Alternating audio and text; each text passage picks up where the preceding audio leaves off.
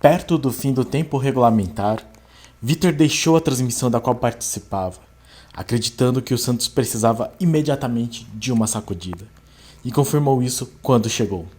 Cheguei e já estava vindo o time. O Clodoaldo vinha à frente chorando. Falei para que ele parasse de chorar, pelo amor de Deus, que nosso time era maior que o deles. Fiquei muito bravo com o Flávio. Acho até que dei uma acordada nele com cada murro nas costas que dei. O time inteiro estava desmontado. Aproveitei minha ascendência sobre o grupo, falando que nós precisávamos daquele título e não poderíamos perder para a velharia do São Paulo. O Formiga não tinha muito o que falar. Fiquei até meio sem graça porque acabava, sem querer, atravessando o seu Formiga. Mas ele era muito sábio porque sabia da hora que a turma tinha que se entender e avançar, detalhou Vitor em entrevista ao autor.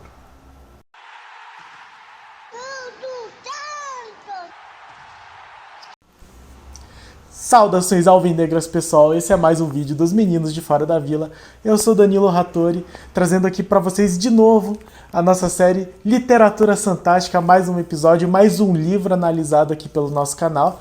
Já lembrando, né, pedindo aí, por gentileza, se inscreva aí, ative o sininho, faça um comentário falando sobre a nossa série, sobre o que vocês estão achando dos comentários sobre os livros santistas, fantásticos, e sugira algum título que de preferência tem em PDF, porque não é tão fácil assim de conseguir os livros.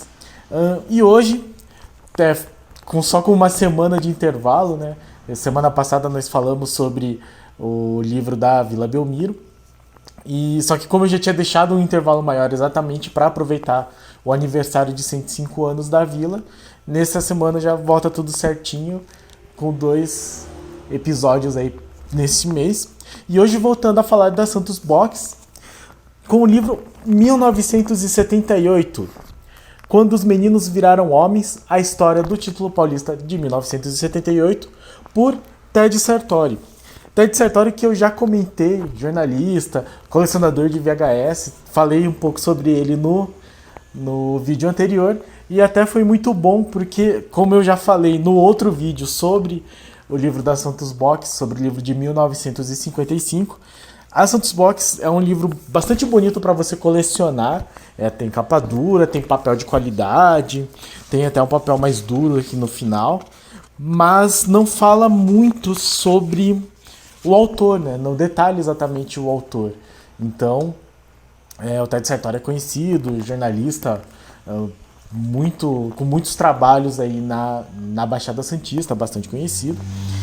Eu até comentei no outro vídeo que eu já tinha até visto uma publicação do Marcelo Duarte, do Guia dos Curiosos, falando sobre a coleção de VHS dele, que ele tem uma grande coleção de VHS, e escreveu esse aqui, o 1978. Foi casual, não era a intenção pegar 2 livros seguidos do Ted, mas acabou acontecendo. E acho que o de 2002 também é dele, então eu vou ver se eu tenho algum outro, para não ficar tão em sequência assim os livros dele. É um pouco diferente o estilo dele do Paulo Rogério, né, que fez o 1955, porque eu gostei bastante da maneira como o Ted construiu o trabalho dele. Ele procurou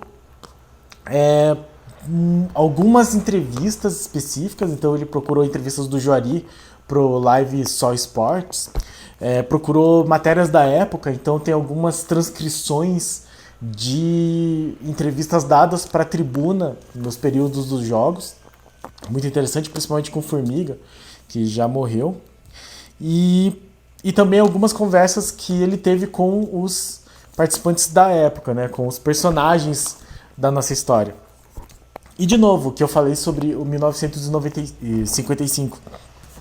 Continua valendo aqui nesse livro, que acontece esse detalhamento maior. Então, o grande mérito do Santos Box, da coleção Santos Box, no aspecto literário, é isso, né? É esse resgate mais minucioso dos momentos da época. Como eu falei na outra edição, que foi o nosso episódio 2, nós sabemos que o Santos ganhou o título de 55 e nós sabemos que é um título importante porque foi o que quebrou o jejum de 20 anos, de 35 para 55.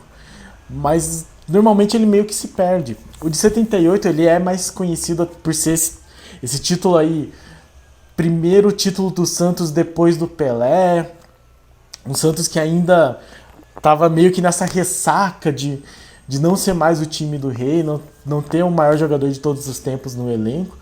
Então é um Santos que ainda está se encontrando, mas é um Santos que acabou se tornando muito marcante. Eu acho que até assim, no sentido de talvez ser mais próximo temporalmente falando, mas os jogadores de 78 são mais conhecidos assim para nós, até por serem os meninos da Vila, né? É o time que começou esse nome de Meninos da Vila, o time de 1978. Tanto que o nome é quando os meninos viraram homens. E esse apelido, como a maioria já sabe, é porque o Chico Formiga, que é mineiro, e eu tinha certeza que ele era de Formiga, cidade de Minas, mas não, ele é de Araxá. Ele chamava os garotos, os jovens que tinham nesse time de meninos. Então, inclusive no Santos 100 anos de futebol arte, né, que é o filme do centenário do Santos, aparece o depoimento dele, né, falando que no Sul é guri, no São Paulo, no Sudeste é moleque, e em Minas é menino. Então, para ele, eram os meninos da Vila que acabaram se tornando essa marca aí do Santos, que muita gente fala que já tiveram as gerações de meninos da Vila antes, a de 78 não é a primeira, mas é a que firmou essa alcunha que se tornou aí essa marca do Santos, junto com os raios também, né? Então, bom, o nome do canal é Meninos de Fora da Vila, é uma referência aos meninos da Vila. E o Formiga acaba sendo meio que o fio condutor dessa história, né? Porque o primeiro capítulo é o trabalho de Formiguinha, falando aqui da vinda dele, de como que ele se tornou o treinador desse time. E o final do livro, a última palavra do livro é exatamente... Deixa eu confirmar aqui. Formiga. É exatamente a última palavra do livro, porque é essa história de como o Chico Formiga surgiu nesse espaço de tempo e conseguiu montar esse time que conquistou esse título, que acabou sendo muito importante, porque foi o último título desse período ainda do Santos pós-Pelé, que depois só teve o de 84, e aí o grande jejum até 2002. Então é um livro bastante interessante, e principalmente pelo trabalho do Ted Sartori de buscar esses registros da época e trazer esses detalhes que, como eu falei, você sabe que o Santos ganhou o título. Se você viveu, eu não vivi esse período, então eu sei dos nomes mais importantes, Pita, Joaria, Ailton Lira, mas como que você chega nisso, como que foi o processo, muitas vezes as pessoas não sabem. Eu demorei bastante, assim, eu já sei, demorei bastante para saber como é que tinha sido a final. E aí só lendo o livro que eu descobri como é que foi o campeonato, e foi uma coisa muito, muito, muito estranha. Até agora, lendo o livro, assim, eu não consegui entender direito tudo o que aconteceu nesse campeonato. Mas eu vou começar aqui lendo um trecho bastante interessante, que para mim mostra não só um pouco do trabalho do TED de pesquisa e de reunir informações, mas mostra também como o Santos passa sempre pelos mesmos problemas e parece que, inclusive, tudo meio que se repete. Então, isso em 78. Pensem que em 78 foi 5 anos depois do último título do Pelé.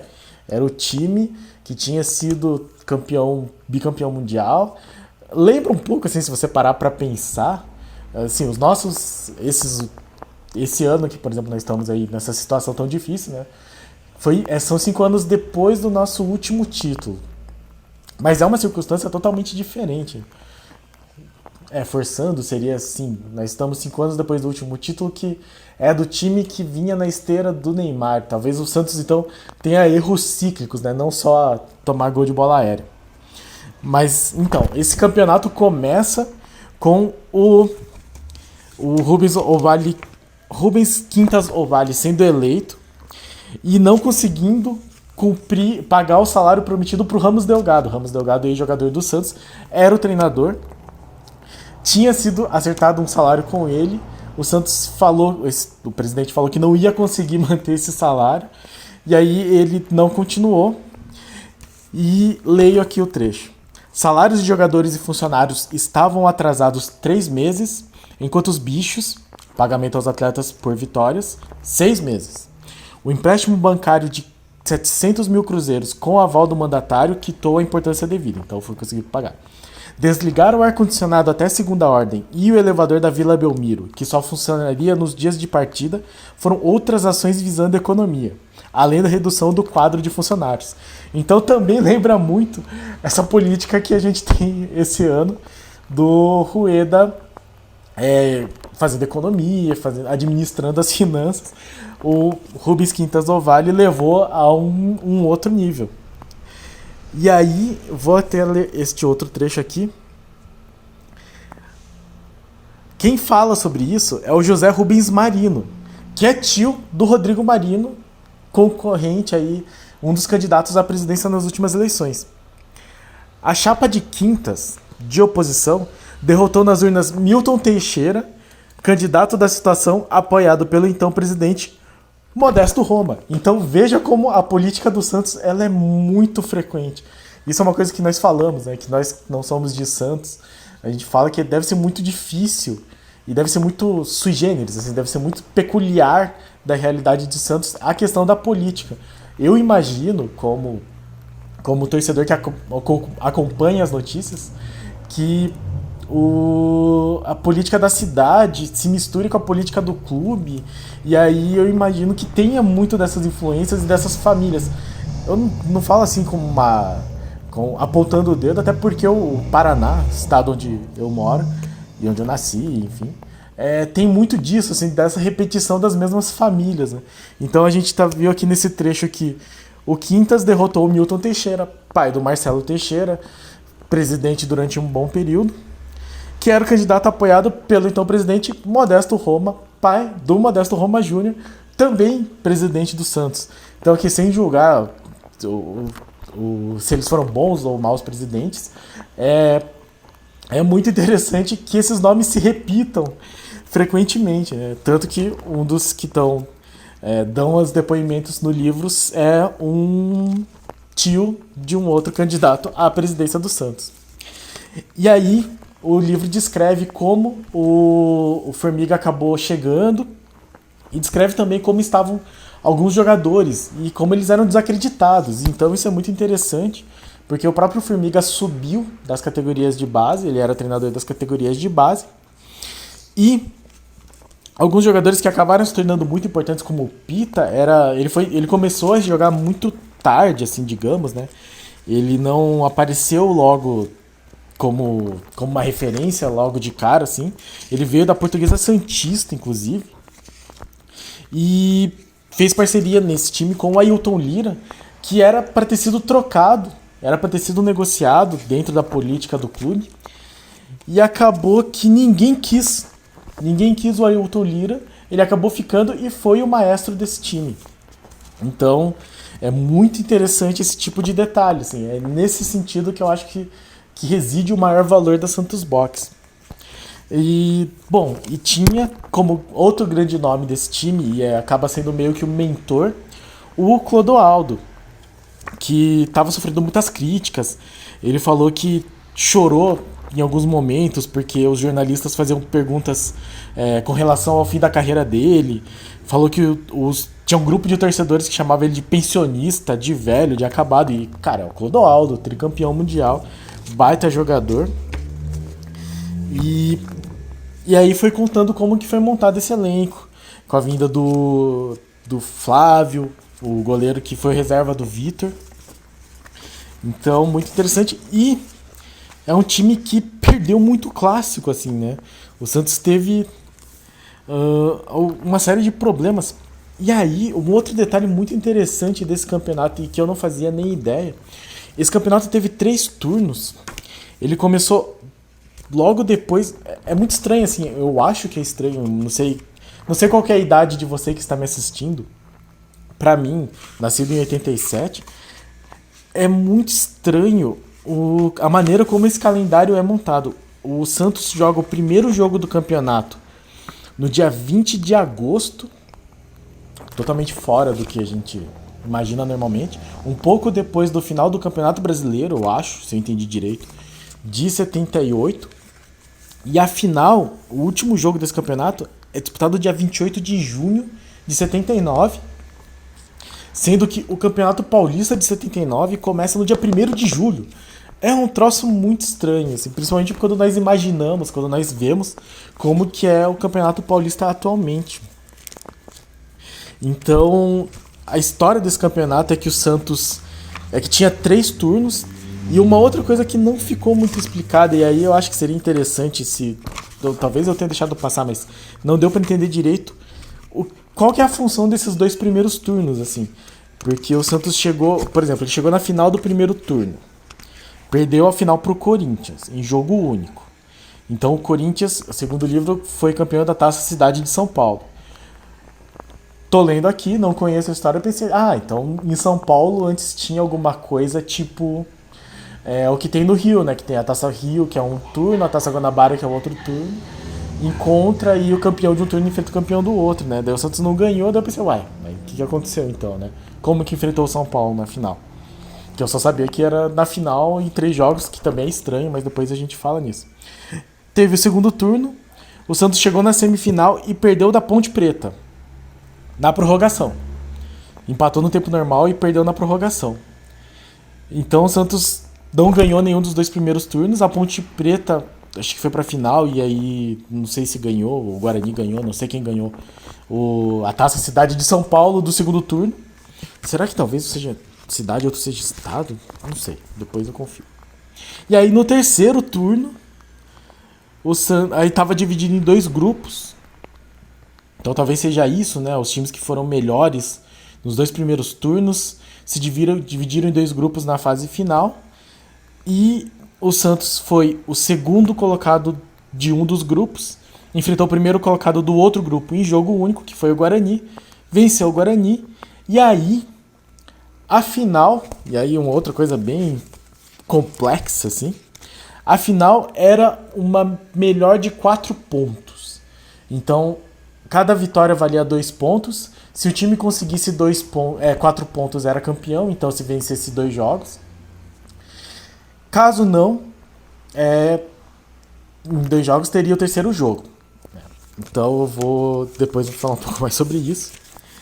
Mas uma outra coisa que o Ted Sartori fala bastante no livro é sobre as questões de arbitragem. Então teve muita questão de arbitragem. É interessante que um dos destaques é um jogo contra o São Bento, que o Santos tentou anular, porque enviou um protesto na Federação Paulista, porque o Santos alegou problemas como invasão de campo e coação moral e física aos jogadores e ao árbitro, porque o árbitro tinha expulsado 2 jogadores do São Bento. O Santos perdeu, sendo que o São Bento tinha 2 jogadores expulsos, e aí possivelmente eles devem ter ameaçado o árbitro mesmo, porque se hoje em dia os caras fazem isso, imagina naquela época. E aí o Santos queria que essa derrota fosse anulada porque perdeu de um time que tinha 2 jogadores expulsos, né? Então vale aí a observação. E aí essa disputa da final foi, como eu disse, uma disputa melhor de 4 pontos, em que o Santos enfrentou o São Paulo. Os 3 jogos foram no Morumbi. Um no dia 20 de junho, outro no dia 24 e outro no dia 28, que só foi definido 3 dias antes. Porque até acabar o segundo jogo, ninguém sabia se ia ter o terceiro jogo ou não. Porque o Santos venceu o primeiro jogo por 2-1, mando do São Paulo.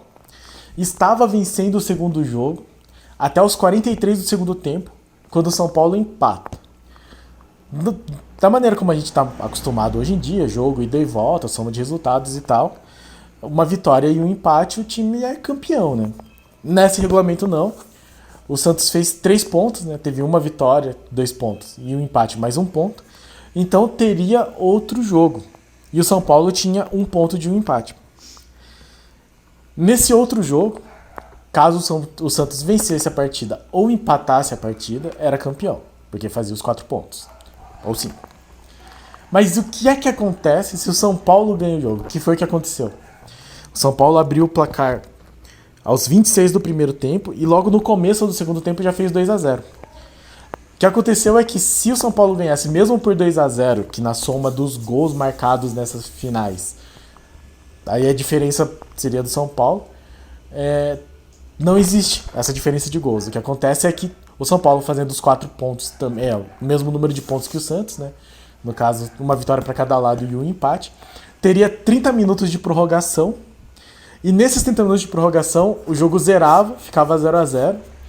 E se o Santos conseguisse o empate, era campeão. Porque marcou mais gols durante a fase final. Então, é um regulamento assim que a primeira vez que eu vi eu achei bastante impressionante.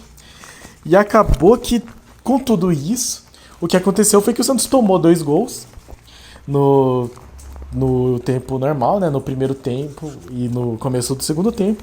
A hora que tomou 2 gols, o Formiga falou assim, não, segura o pé, vamos segurar o time e descansar pra correr no segundo tempo, né? Na prorrogação, pra gente ver o que faz. E aí foi aquele momento que eu já li, né? Que o Vitor até entra no gramado e começa a querer animar o pessoal e tal. E que era um time bem mais novo. Eu até vi algumas matérias, assim, o time do São Paulo, que era treinado pelo Rubens Minelli na época, era um time que era mais pesado, era muito físico. Eu acho que ainda não era aquele time que... Bom, não sei se era uma herança ainda dos Menudos do Cilinho, mas eu sei que alguns jogadores vieram, inclusive, que jogaram no Santos, vieram do São Paulo, e inclusive outros jogadores foram jogadores daquele time de 84, como o Humberto e o Zé Sérgio, e o Chulapa. Humberto também? No Humberto eu não tenho certeza. Mas o Zé Sérgio e o Chulapa são 2 dos grandes destaques do time de 84 e que estiveram nessa final. Tanto que o Zé Sérgio é o que empata o segundo jogo e depois acabou se tornando aí campeão pelo Santos. Sérgio e Chulapa, no livro de 84 a gente comenta mais sobre essa história, né?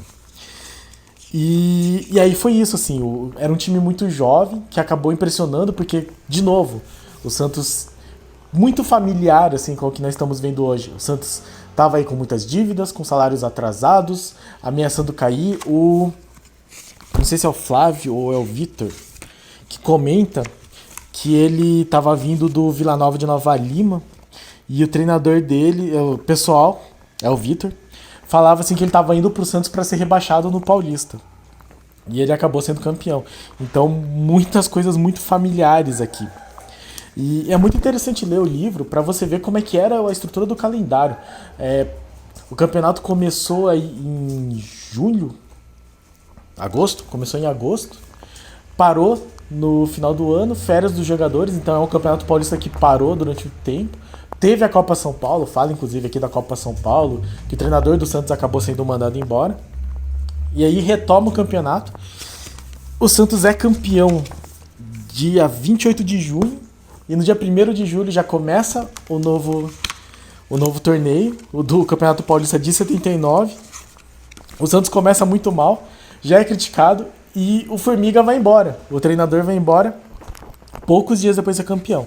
Ele foi embora porque recebeu uma proposta do Al Nassr e aí, por causa de salário, enfim, acabou. E aí o Santos meio que desmancha o time, mas é impressionante como eram montados os calendários na época. E quando a gente fala na época, não é assim 60, 70, 80 anos atrás, é tipo 1978. Muita gente estava viva.